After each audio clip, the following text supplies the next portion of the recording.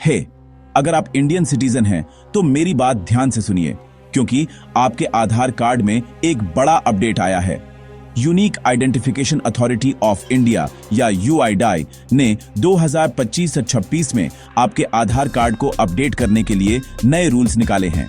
अगर आप अपना नाम, एड्रेस, डेट ऑफ बर्थ या अपनी फोटो भी चेंज करना चाहते हैं तो यह आपके लिए है। तो क्या चेंज हुआ है?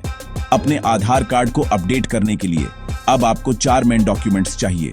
पहला, एक आइडेंटिटी प्रूफ जैसे आपका पैन कार्ड, वोटर आईडी या पासपोर्ट।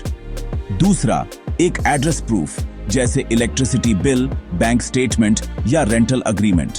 तीसरा, आपकी डेट ऑफ बर्थ के लिए बर्थ सर्टिफिकेट, और कुछ केसेस में आपको बायोमेट्रिक वेरिफिकेशन चाहिए होगा।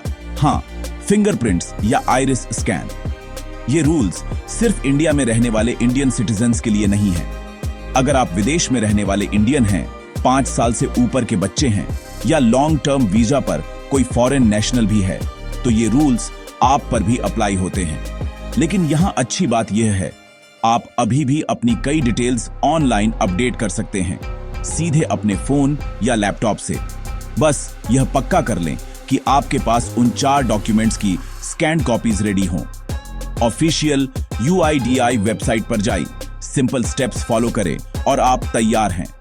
अपने आधार कार्ड को अपडेटेड रखना बहुत इंपॉर्टेंट है। यह सिर्फ आपकी आईडी नहीं है, यह गवर्नमेंट स्कीम्स और बेनिफिट्स के लिए आपकी चाबी है। तो देर न करें, अपने डॉक्यूमेंट्स चेक करें और अगर कुछ भी आउटडेटेड है तो उसे अभी अपडेट करें। क्वेश्चंस हैं, उन्हें कमेंट्स में ड्रॉप करें और अपडेट्स के लिए बने रहें। और गवर्नमेंट स्कीम्स और डिजिटल इंडिया पर सभी लेटेस्ट जानकारी के लिए सब्सक्राइब करना न भूलें।